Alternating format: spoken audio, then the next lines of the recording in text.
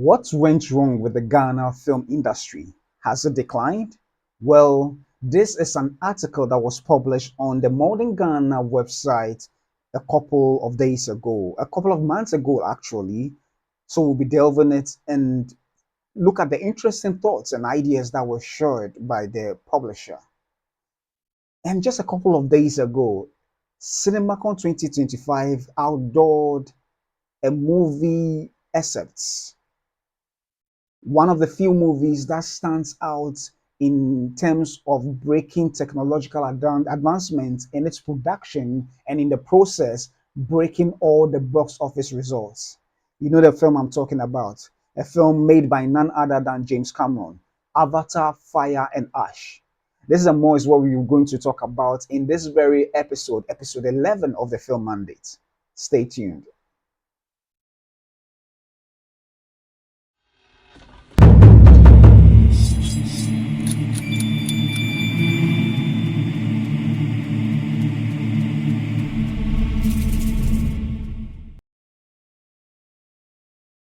Welcome back to another episode of the Film Mandates, where we bring you news, reviews, and all other information concerning film from both the African scene and international front. I'm Papa O2, and I would like you to do something for me. I would like you to go and hit the subscribe button if you haven't done so already. And I'd like you to also leave your thoughts and comments concerning every content I bring to you so that we can have some dialogue and also talk about ideas and share ideas in the process. So I'd like you to do that for me.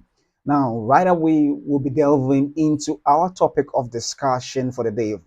Our first story is an article published on the Modern Ghana website, and I thought it's interesting to delve into it because from the very beginning of this program, the idea is to talk about all the industries that are exist in this world, but particularly the Ghana industry, and hope that whatever ideas we share on this platform will help in helping the industry in whichever little effort or way we can. So this article was published by Raphael Clever Kumordzie in the Modern Ghana website, and it was published about 2 months ago. And I thought that the ideas that he espoused are quite interesting and very thought-provoking. So I'd like us to take a brief read and then we'll return to discussing it briefly. So the title, The Decline of Ghana's Film Industry, What Went Wrong by Raphael Kumordzie. Ghana's film industry was once a thriving sector, producing movies that captivated audiences both locally and internationally. From the golden era of the 90s and early 2000s, where actors like Ejako, Jackie Appiah Van Vicker, and Majid Michel dominated the screens, to today's struggling industry, the decline is evident. The question remains, what went wrong? The golden era of Ghanaian cinema in the late 90s and early 2000s, Ghana's movie industry was booming. Kumawood and Gollywood produced films that told relatable stories, entertained millions, and created household names. Actors and had strong fan bases, and producers could make profits from VHS tapes, CDs, and later DVDs. The industry was so vibrant that Ghanaian movies were competing with Nigerian Nollywood's films across Africa. During this period, movies like Diabolo, Chewa, and Beyonce, the President's Daughter, became instant hits. The industry had structure, and there was a balance between comedy, drama, and action films. Therefore, what went wrong? 1. The decline of CD and DVD sales. With the rise of digital streaming and piracy, CD and DVD sales, which were the main sources of revenue for movie producers, drastically reduced. Many people started downloading and sharing movies for free, making it difficult for producers to make profits. The invasion of foreign content. The emergence of digital TV and streaming services like Netflix, YouTube, and foreign telenovelas significantly affected the Ghanaian movie industry. Many Ghanaians preferred watching foreign series over local productions, reducing demand for local films. Low investment in film production. Unlike Nigeria's Nollywood, which received funding from private investors and corporate sponsorships, Ghanaian filmmakers struggled with financial support. Without proper investments, production quality declined, making Ghanaian movies less competitive in the international market. Lack of professionalism and innovation. Over the years, many Ghanaian producers stuck to outdated storytelling methods, while actors and filmmakers did not upgrade their skills. Meanwhile, Nigeria and other countries improved their cinematography, scripting, and marketing, making their films more attractive. Weak government support. The government's lack of policies and investments in the film sector contributed to its decline. In contrast, Nigeria's government supported Nollywood by providing funding and promoting their films internationally. Ghana's film industry did not receive the same level of support. The neglect of Kumawood industry. Kumawood, which used to dominate the Ghanaian movie scene with Tree-speaking movies, also declined due to poor storylines, lack of promotion, and competition from Nigerian content. The industry failed to adapt to new trends, leading to its downfall. Can Ghana's film industry rise again? Despite its decline, Ghana's film industry still has potential. Here are a few ways it can be revived. Government and private sector investment. The government should support filmmakers with funding, and businesses should invest in high quality productions. Embracing streaming platforms. Filmmakers should move towards Netflix, YouTube, and other digital platforms to monetize their movies. Improving storytelling and quality and production quality. Producers should focus on high quality scripts, better cinematography, and modern storytelling techniques. Marketing and promotion. Ghanaian movies need better marketing strategies to compete with foreign content. Film schools and training. Investing in film education will help improve professionalism in the industry. Ghana's film industry may have suffered a decline, but all hope is not lost. With proper investment, innovation, storytelling, and modern technology, it can regain its former glory. Filmmakers, actors, investors, and the government must work together to bring back the industry and make Ghanaian movies competitive on the global stage. What are your thoughts on the future of Ghanaian movies? Let's keep the conversation going. Exactly. I agree with Raphael Clever Kumordzie, whose picture is in the shot. Excuse me.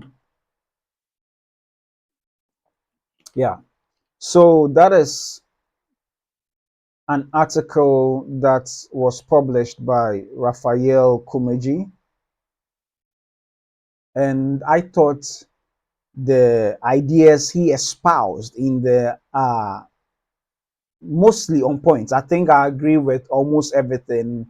I my thoughts differ a little bit in some of the ideas, but it's basically the same. Now, so for what he said about the golden era of Ghanaian cinema, yes, there were times. I would even dare say that there have been a couple of times where we as a country has experienced a couple of golden eras, but none other. I mean, compared to the 90s and 2000s, we would dare say that it's more higher than the other eras. In terms of quality of cinema or production, that I would even attribute it way back to the times of I Told You So, way back then when you had the Kwaw Answers and then you have the Ken Ampaos at their very prime, and even way before them during the film colonies when the film colonies were established. So yes, it has experienced its rise or errors, particularly for the 90s and 2000s. I would say the democratization of technology from the film, which is very expensive to shoot on, to video cassettes, and then even to the mini DV tape, the Betacam, and all others. It made it a little affordable for artisans or filmmakers to do productions at a relatively lower cost compared to film. Films are expensive, the stock itself, and it's really expensive. After shooting, you have to develop and all its challenges. So, yes, the golden era in terms of the volumes that were produced were mostly in the 90s and early 2000s. And even currently, there are a lot of movies that are being produced, perhaps even more than ever. But the challenge has always been that there has never been any data to prove as to how many movies were produced back then compared to now. So, in talking about the decline, yes, I know that Mr. Kumordzie is talking about in terms of the business itself, the industry as a whole, the business. But then the industry as a whole, as a business, would also require some data to support, to pinpoint or diagnose as to where the industry is hurting badly that is causing the decline. As it stands now, we cannot tell as to how many movies were produced in a year, whether it was released in the cinemas or was just straight to DVD or digital. We can't pinpoint that. And that, yes, maybe we may not be able to collate all the films that were produced in a particular year, but having a fair idea as to the quantum of movies that were produced in a year helps understand what is happening to any industry whatsoever. Worst of all, in terms of sales, there's no data supporting it. And that is also a challenge. The question would be, would the industry players be able to release such data for us to study and see what is really wrong in the industry? Well, that we'll never know. But he did make sense in a number of, I mean, in all the points he raised, he made sense in it because it was so obvious when these things were happening. DVD and CD sales was booming around the late 90s, the early 2000s, and yeah, even tapes. But then for some reason, it looks like the filmmakers, producers didn't adapt when the times were changing, when the changing trends were happening. We stuck to our ways, and by the time we evolved, it was a little late, but not lost. The challenge has been that when other industries were transitioning onto the digital platforms, we couldn't transition with them because some of the challenges we faced was not adhering to the high standards the Netflixes and the other platforms were requiring before your films can be even brought onto the platform.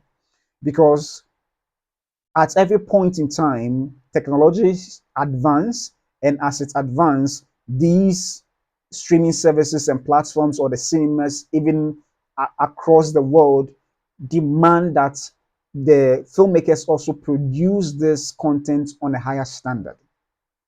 And for that reason, we couldn't meet such standards.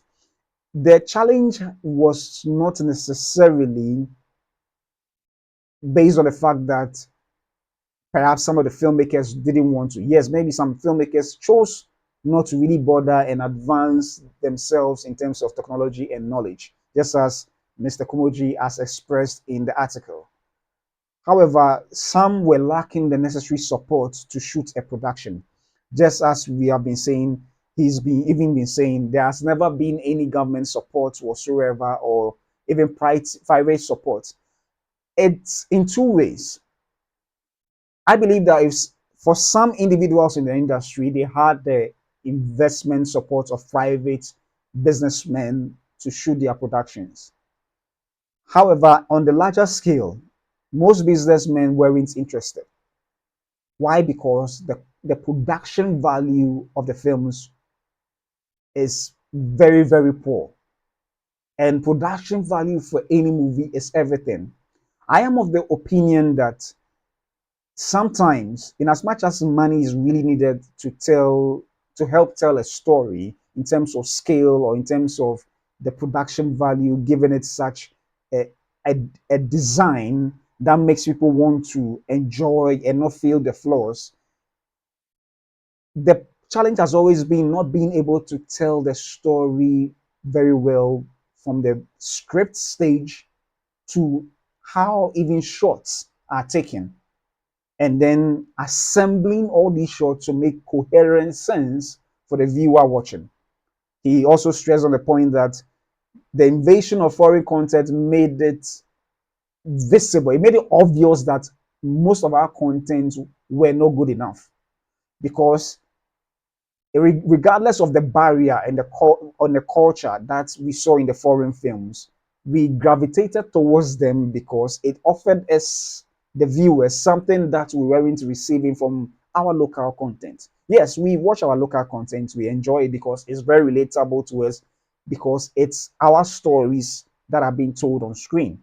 But there are times that when individuals are watching the films, even though it may look like they are having a time of their life, it's not just a matter of laughing because some of the jokes are good. Yes, some were good, but sometimes it felt as if they were laughing at the movies and not with the characters in the movies. But then some watch foreign content regardless of the barrier and still enjoy it. Sometimes even some audiences do not understand the language and yet they watch it. With the issue of the telenovelas, it created a problem where demand for local content reduced drastically and majority were paying attention to the foreign content. It became a big problem considering the fact that TV stations won't pay for the rights for movies to be shown. It was mainly done on the basis of, we have this content, it is cheaper, we'll get more advertisers, and why not? Let's show this content and nothing else. So this became a major problem, and they had to deal with these issues. Now, this issue of content bordering our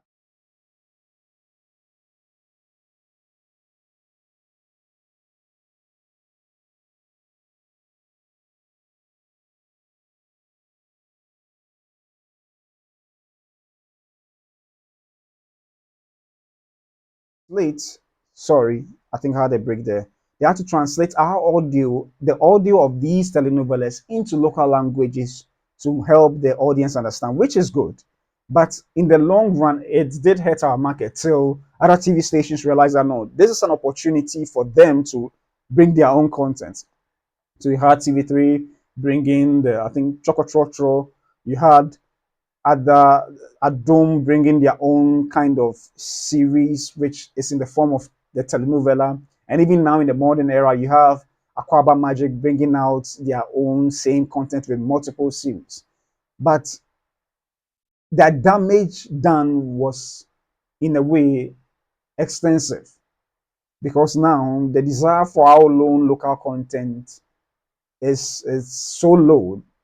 And yes, investment in this production is, apart from a few who have proven the point that they can do good quality production, most people or most businessmen won't bother investing in the masses of filmmakers as a whole.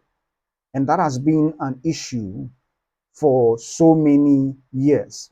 I would say that most of the problem also lies in the fact that there's no data to support. I've been saying that the little I have observed of the industry, which I wouldn't say is the exhaustive list of issues, but if I'm to summarize everything, it's policy, data, and infrastructure. Without the data to prove how healthy or how weak the industry is, no businessman would commit to investing in this aspect of this industry, this business. In terms of policy, I use an example that years ago, an ex-president of Ghana, that's President Kufuor's time, they initiated a policy where they encourage radio stations to play and TV stations to play 70% of local Ghanaian music to 30% of foreign music, irrespective of where it's coming from. So it helped boost the confidence in our own music. And today, a lot of the musicians are benefiting from it because it uneven the field, giving advantage to our local artists to have that listening ear of the public. Can same be done for our film? production of our content from content. It looks like that's something that has to be done to help shore up much interest in the film content or creation industry. So it's just a big problem. The issue of Kumawood is where I understand where it's coming from and it's right, but I have a different opinion with it. Yes, the Kumawood industry, it's almost sort of like how India has the Bollywood and also the Hindi movie aspect of their industry. In as much as the Kumawood industry sustained the whole industry completely, the challenge has always been, which is no fault of the Kumawood, but I felt like the division created even didn't help the whole industry if you take a critical look at it.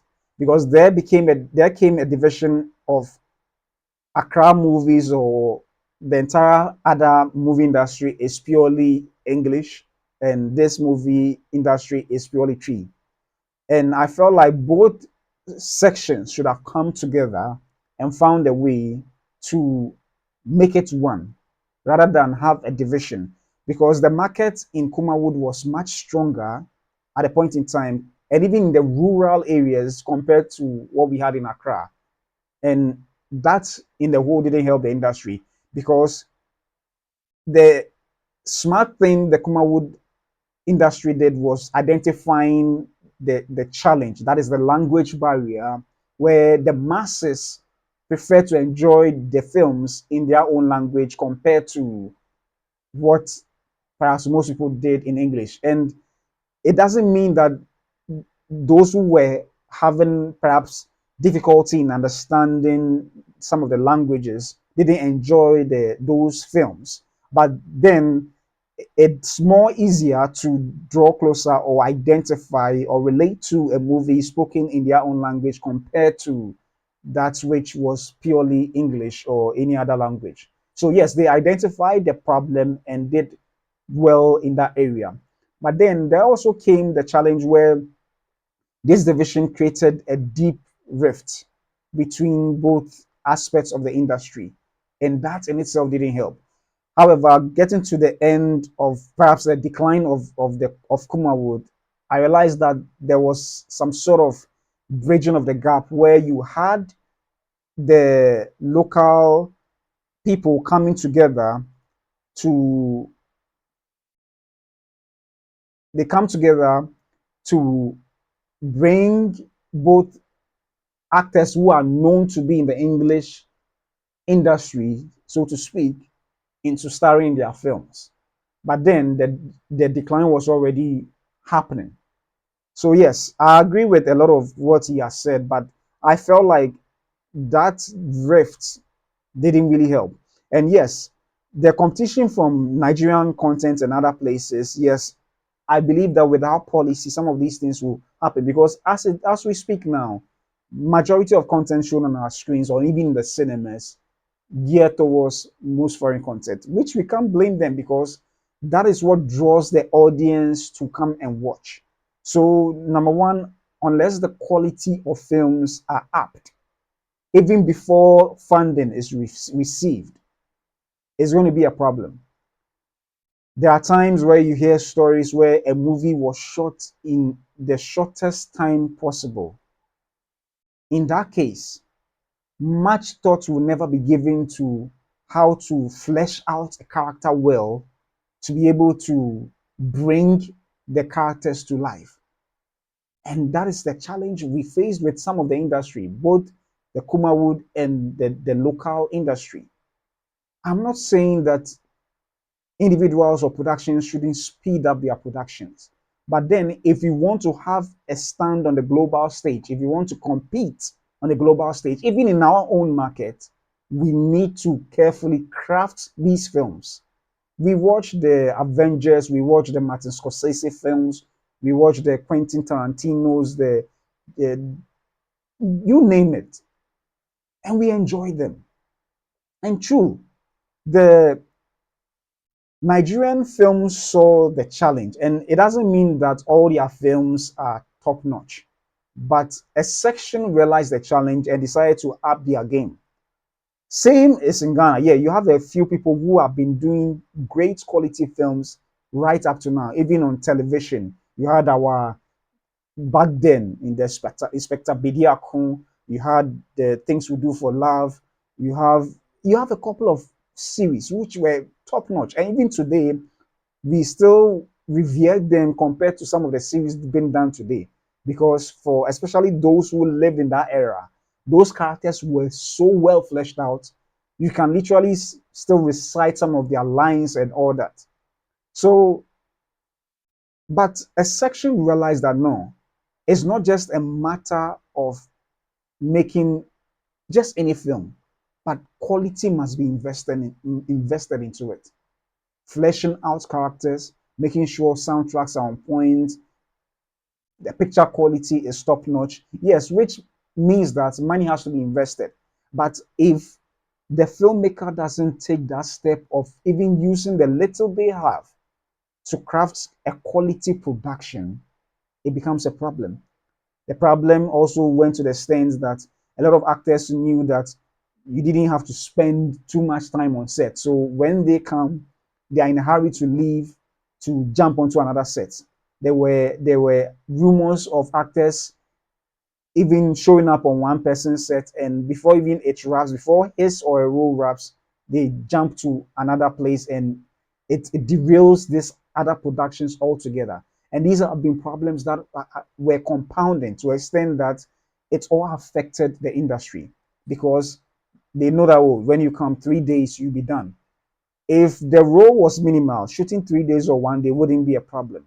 But sometimes this person happens to be a main character in the movie. And you realize that a lot of the films were improv. So consistency of the plot lines and other devices didn't make sense at a point in time.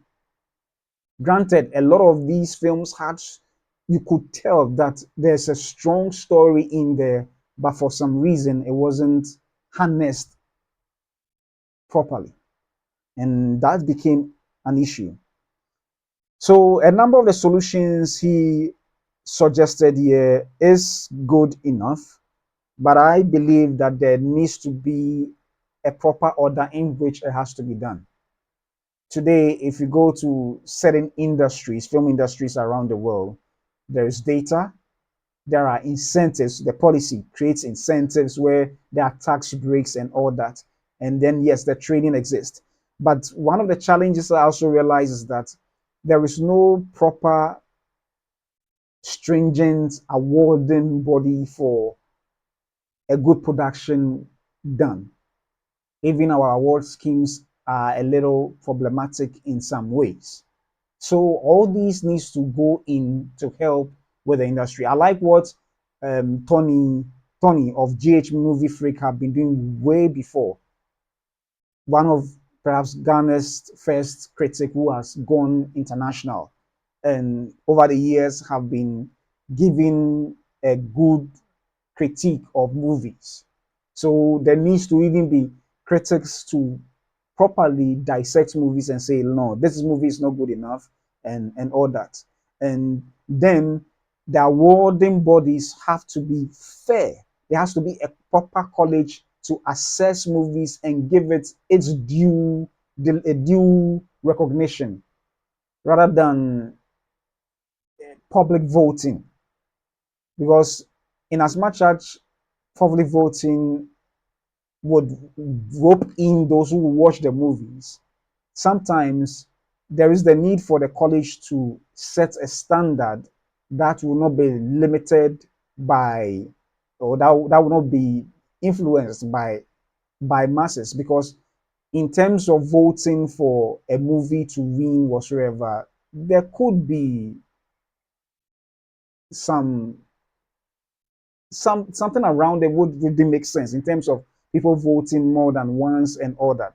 But whatever be the case, there needs to be a proper structure for the industry. There has to be a proper structure. good quality films must be recognized and applauded. And then the poor ones have to be helped if it means training and helping them improve the quality and all that. All those things have to be put in place. If we want to compete on the world stage, this we can't take this mediocre quality onto the world platform. It will never fly.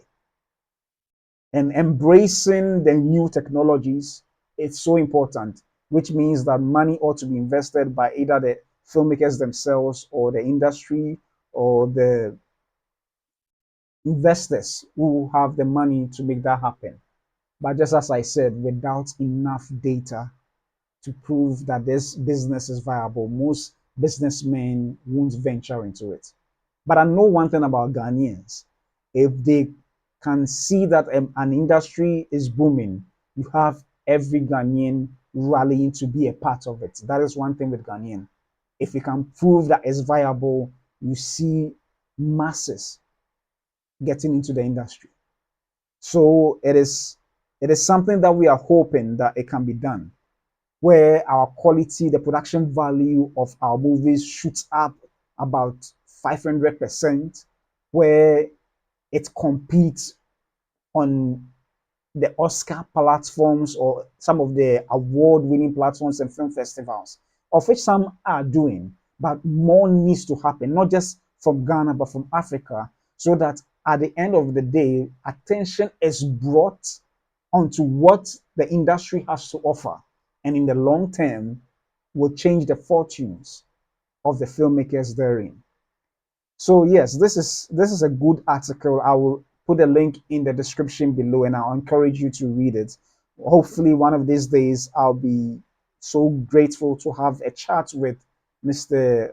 I've forgotten his name, pardon me, but I'll be glad to have a chat with Mr. Kumordzie more about the film industry, and I like his insights. His insights are very, very deep than I would even say mine is. So I'm grateful for this article, and this sums up the first story.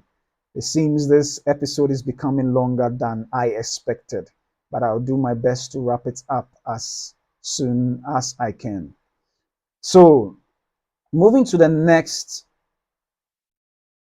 story, we just had Comic Con, CinemaCon, I beg your pardon. We just had CinemaCon a couple of days ago. And you know that it's not possible to have a movie without the the king of the box office to be part and parcel of the event. I have a little challenge. My text is not showing on screen. So as I set it up, I'd like us to talk more about it. So it's not possible to have James Cameron be part of the event and not talk about what he's been doing. If you check the box office, among the top 10, James Cameron has more than a film in that category. Most notably, he has three $2 billion films in the top category. I think two or even all three are among the top five. We are talking about Titanic, Avatar 1, and Avatar 2, The Way of Water. And soon enough, we have him almost ready to deliver on a third offering into the Avatar franchise. Unfortunately, mine this thing is not showing, so I may have to read it offline, and then we can move towards discussing it a little bit. But then, yeah, so at just this ended Comic Con, sorry, I keep saying Comic Con, CinemaCon, you have James Cameron presenting some footages about Fire and Ash. Together, he wasn't there in person. Zoe Saldana was there to do the presentation, but he connected via remote video just to give his thoughts on what is happening and why he couldn't come, and that he's working on the movie. So this is what the article had to say. James Cameron's Avatar Fire and Ash debuts dazzling trailer at CinemaCon with footage of epic battles and evil Na'vi. It looks like finally turned in his own work on time. James Cameron's Avatar Fire and Ash, the third and only installment in the saga that hasn't been plagued by endless release date delays, unveiled the very first trailer on Thursday afternoon at CinemaCon, the annual gathering of movie theater owners in Las Vegas. To be fair, Cameron shot the follow-up films back to back, so the rest of the otherworldly sci-fi series should arrive on time. CinemaCon attendees were given 3D glasses to watch the trailer, which hasn't been released to the general public. The dazzling footage begins on Pandora and introduces two new Na'vi clans, the Wind Traders, who soar in the sky using what resemble highly stylized hot air balloons, and their adversaries, the Fire People, who arrive by riding Ikran, flying creatures. As a battle begins in the skies, one Na'vi is shot with a flaming arrow and killed. We cannot live like this, baby, Jake Sully tells his beloved Neytiri. We cannot live like with this hate. Avatar follows the clan of Jake Sully, Sam Worthington, and Neytiri, Zoe Saldana, on the alien moon of Pandora. Avatar Fire and Ash picks up moments after the events of The Way of Water, which charts the conflict between the blue-skinned humanoids known as the Na'vi against the villainous Resources Development Administration. After the death of Jake Sully's son Neteyam, he and his family seek refuge with the aquatic clan called Matikayina and continue the fight against the RDA as well as the new fiery foe. Their fight takes them across all kinds of sweeping terrain, spanning from the ocean and skies to forests and mountains. Later in the extended footage, the water chief concludes we cannot defeat this enemy who comes from the stars. Saldana took the stage at Comic Con to introduce the never before seen footage and set the scene for the third chapter.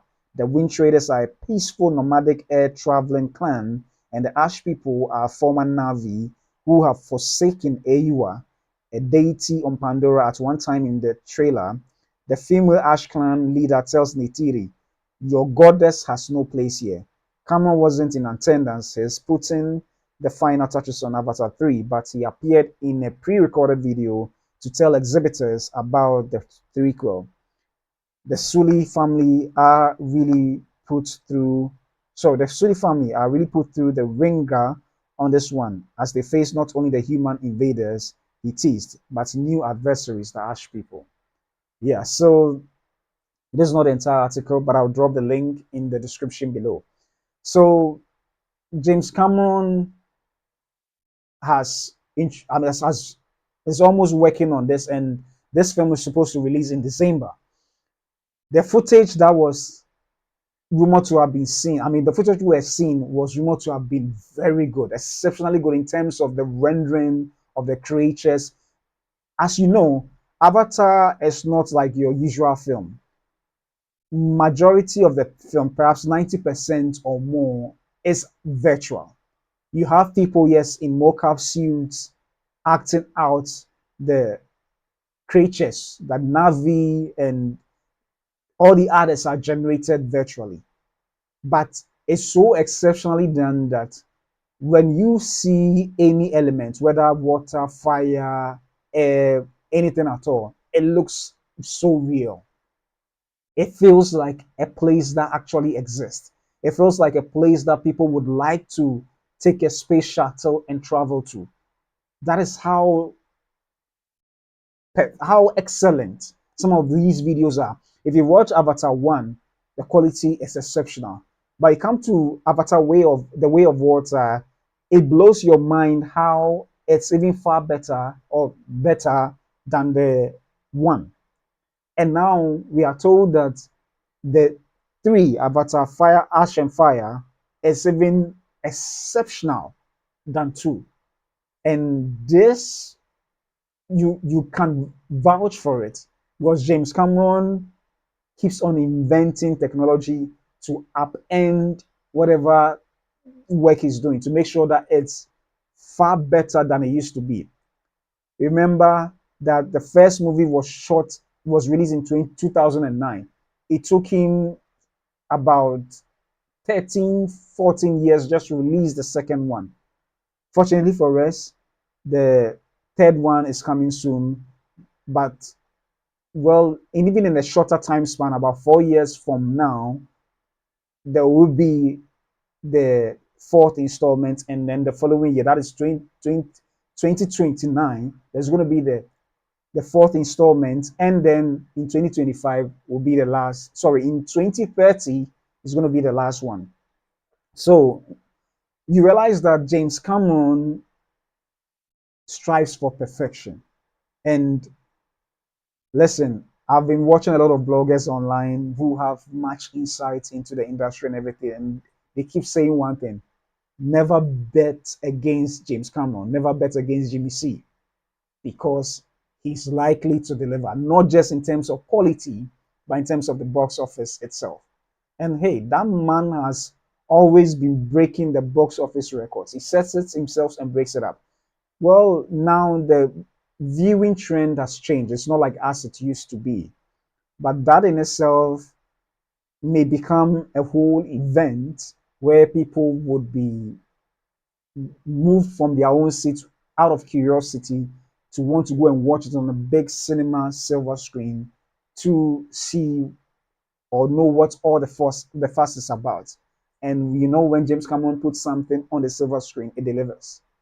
So I'm so excited to hear about this, about what he's doing with, or what he has done with this film, lifting it to a different level altogether. And it's something I'm excited about for the industry because whatever technology he has brought on is going to help all other people in the industry worldwide to also lift their game and catch up in some shape or form. So I'm so excited about Avatar Fire and Ash. I don't know about you. If you're excited about it, kindly let me know your views in the comments. I'm praying that a footage of a sort about the film is released soon so that we can do a reaction to it and then we can testify about what I've been talking about or what we have heard people say, especially those who went to CinemaCon.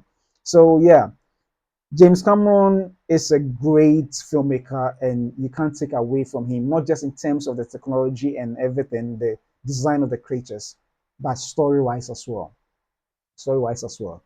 So I'm so excited. I like the Avatar, The Way of Water so much, and I can't wait to watch Fire and Ash on the screen. The 3D glasses is a little difficult for me sometimes, but hey, I will do that for Avatar Fire and Ash because I need to see how it feels, how the animals may appear to be coming from the screen itself. It's amazing. I remember watching Star Wars with a 3D glass and it was mind blowing. Well, for about a whole day, I couldn't really, my eyes, it felt like I have I have difficulty really seeing clearly. But whatever be the case, I'm excited about this, and I'm sure the glasses are far better than it used to be back then. So yes, we can't wait to watch Avatar: Fire and Ash, and I'm looking forward to it. So yeah, this brings us to an end of an unplanned, lengthy episode. I'd like you to pardon me. I'll do my best to make sure I make it shorter next time. But these both stories were so important. I wanted to talk about it, and I'm so glad that you joined me to this very end.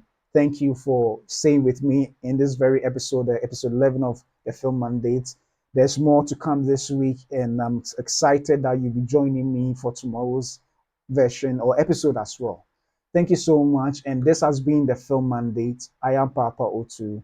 See you tomorrow.